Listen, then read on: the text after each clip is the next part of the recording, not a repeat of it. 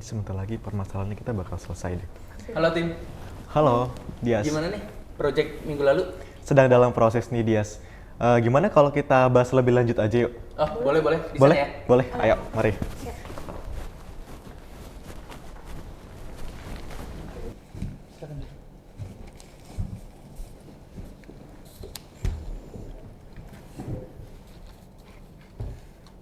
Nah, sesuai dengan pertemuan kita dengan kepala audit kemarin, kita semua udah memahami nih latar belakang dari kasus ini, yang mana terdapat manipulasi dugaan pemilihan pelaksana proyek Gedung Pusdiklat Kementerian ABC. Dengan kronologi ini dimulai setelah kita mendapatkan bukti transaksi dan juga percakapan WhatsApp antara saudari FH dan juga saudari UC. Benar, Dias. Saya sudah mengkonfirmasikan percakapan tersebut dan ada instruksi yang sangat gamblang terkait pemilihan PT Ubah sebagai pemenang proyek ini yang menunjukkan adanya intervensi langsung dalam proses yang seharusnya objektif. Ditambah lagi kita memiliki bukti gratifikasi yang diterima oleh saudara FH dengan saudara UC. Jelas sekali bahwa ini bukan hanya masalah hubungan pribadi yang mempengaruhi keputusan pengadaan, tetapi juga mengenai manipulasi yang sangat sistematis. Saudara FH dan juga saudara UC telah lama nih menjalin hubungan dekat yang bisa aja ini berpotensi menciptakan konflik kepentingan. Kami dari tim Faktum Forte Universitas Muhammadiyah Semarang akan memaparkan hasil analisis dengan judul Analisis Kasus Dugaan Kecurangan Pelaksana Proyek Gedung Pusdiklat Kementerian ABC di Kota Biru.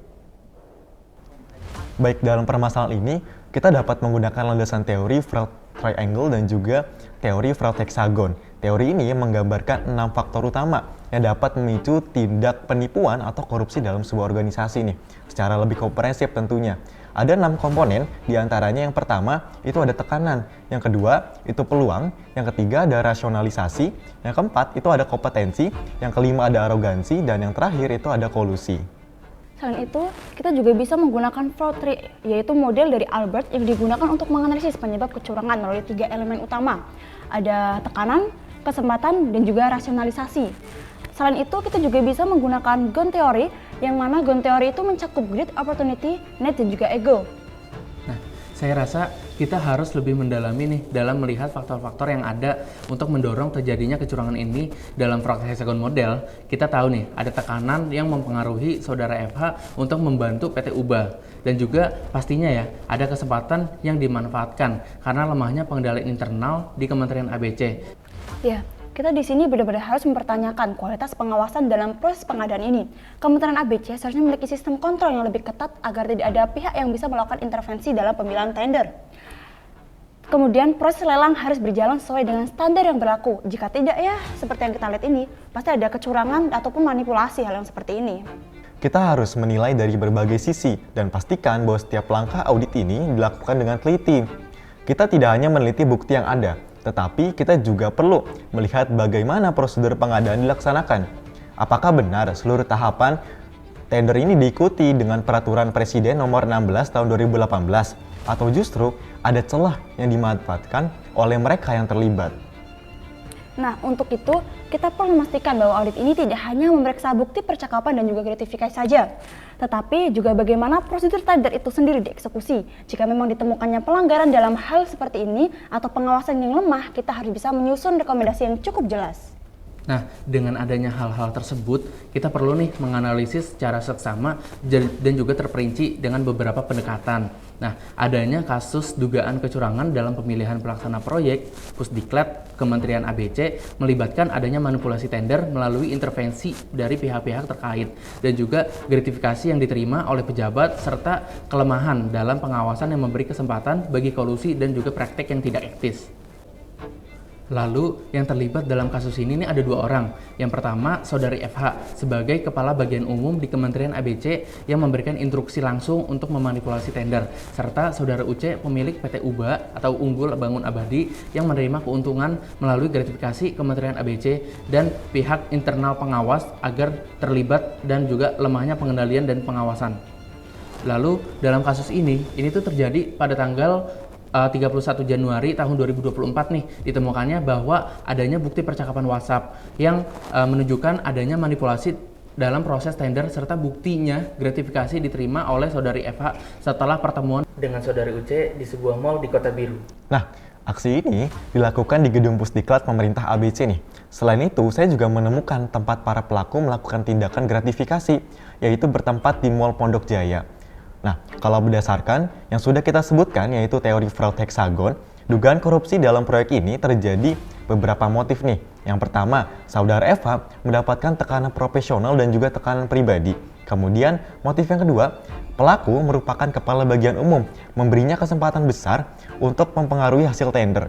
Kemudian yang ketiga, para pelaku pemberi hadiah itu merasa tindakan yang sah. Kemudian yang keempat, saudara Eva memiliki posisi yang strategis sehingga memiliki pengetahuan dan juga kompetensi untuk melakukan tindakan fraud. Yang kelima, pelaku merasa kebal terhadap hukum nih karena berada pada posisi yang strategis. Kemudian yang keenam, adanya kerjasama ilegal antara saudara Eva dan juga saudara UC akibat dari hubungan yang sudah terjalin lama.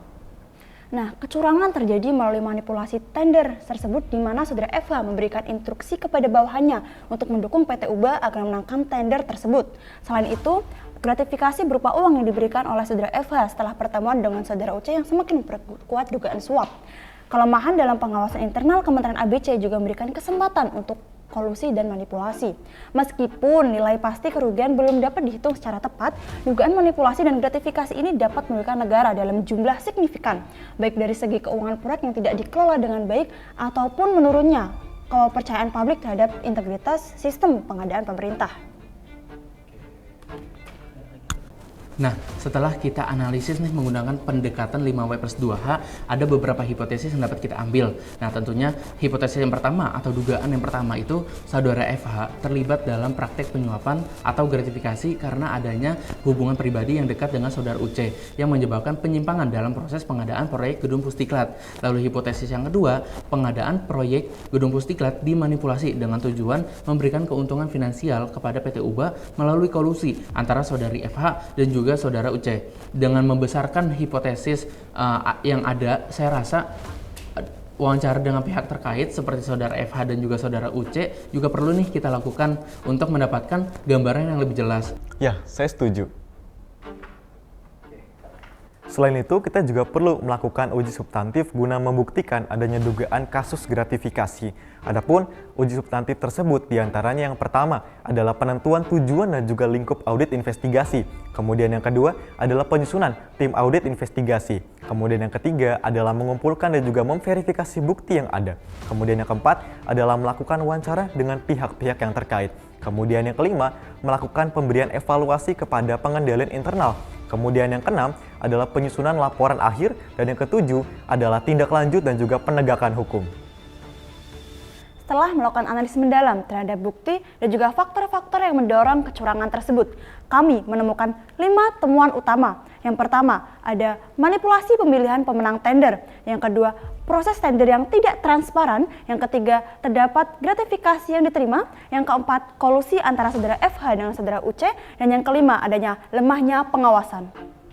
Nah, setelah kita dapat semua bukti yang harus kita kumpulkan, nah kita harus nih menyusun laporan audit yang terperinci dan juga jelas. Ini termasuk menyarankan rekomendasi untuk tindak lanjut seperti pemecatan atau pemberhentian terhadap saudari FH. Lalu serta rekomendasi penguatan sistem pengendalian internal di Kementerian ABC. Dan kita juga harus mengusulkan agar kasus ini dapat dilaporkan ke KPK.